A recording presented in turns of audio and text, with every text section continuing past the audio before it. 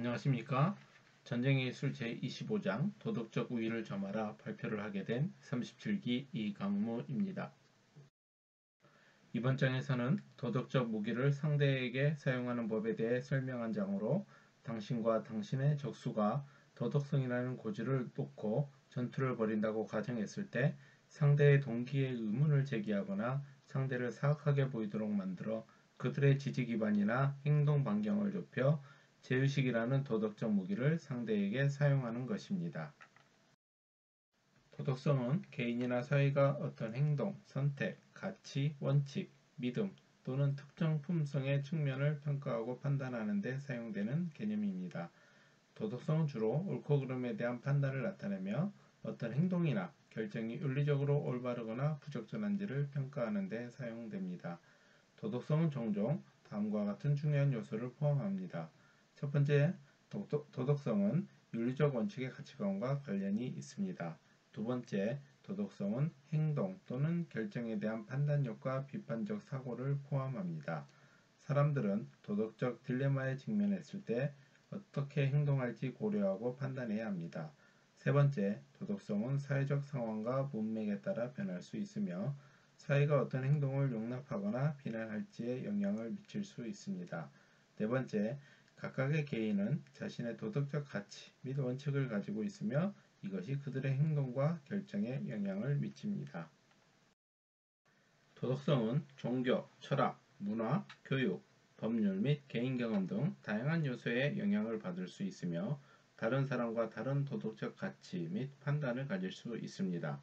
따라서 도덕성은 복잡하고 다양한 주제이며 사회와 개인 간의 상호작용에서 중요한 역할을 합니다. 도덕성은 거의 모든 문화권에서 선과 악의 정의로서 한 부류의 사람들과 다른 부류의 사람들로 구분하기 위한 수단으로 이용됩니다. 사회를 반사회적이고 사악한 무리들과 사회적이고 선한 서민들로 구분함으로써 질서를 유지하는 역할을 맡게 된 것입니다. 인간 사회는 도덕과 비도덕이라는 개념을 이용하여 사회를 움직이는 가치를 창조합니다. 이러한 가치가 시대에 뒤떨어지거나 어긋나게 될 때 도덕성의 의미는 다시 천천히 변화하며 발전해 갑니다. 도덕성이라는 도구를 의도적으로 활용하여 승리를 거둔 종교개혁 운동이 있습니다. 종교개혁의 탄생은 주로 마틴 루터가 1517년 샘프리트 교회의 문에 붙인 95개 조항으로 일어난 사건으로 알려져 있습니다. 루터가 95개 조항을 쓴 원래의 의도는 신학을 논하기 위해서였는데 성경에서 면죄부를 정당화할 근거를 찾지 못하였고 교황의 절대적인 권력 또한 해명하지 못했기 때문입니다. 루터의 전략은 이 전쟁을 공공의 영역으로 확대하여 자신의 도덕적 대의를 정치적인 것으로 승화시키는 것이었습니다.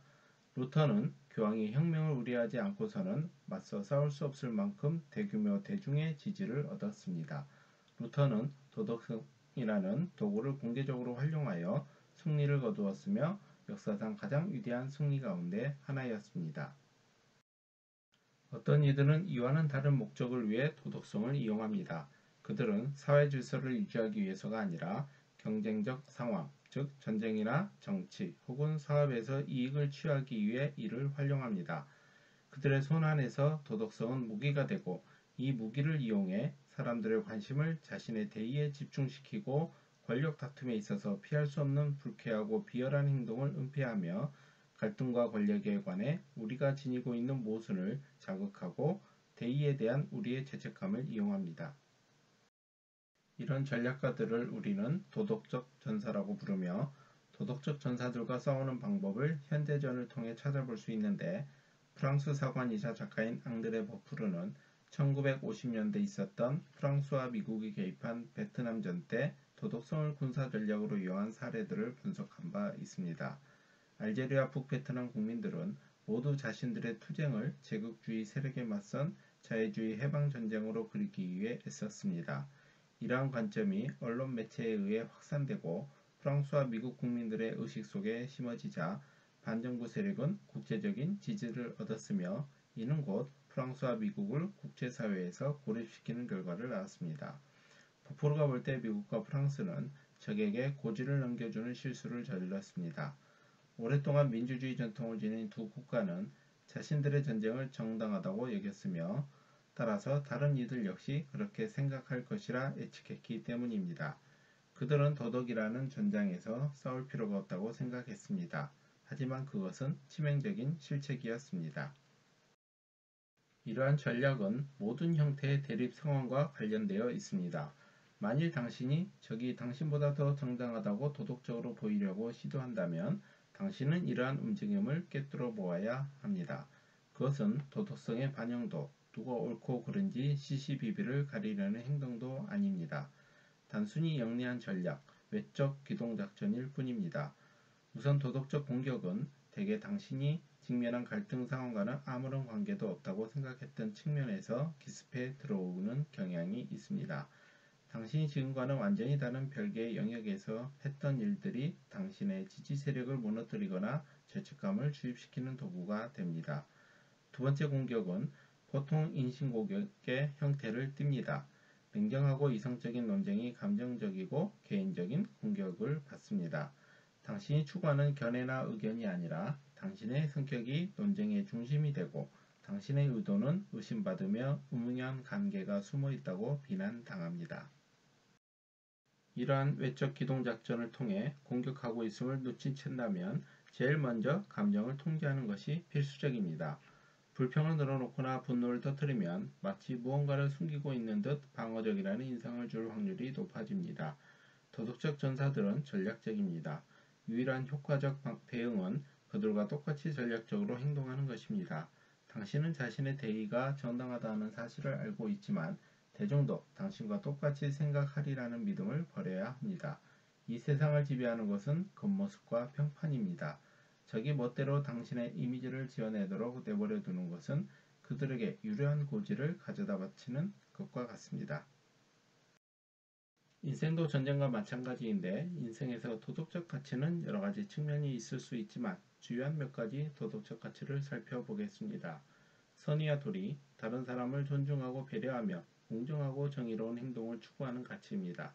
선의와 도리를 따르면 다른 사람들과 조화롭게 지낼 수 있고 사회적 관계를 향상시킬 수 있습니다.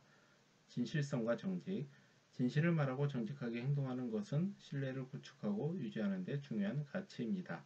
거짓말이나 부정직한 행동은 다른 사람과의 관계를 손상시키고 신뢰를 훼손시킬 수 있습니다.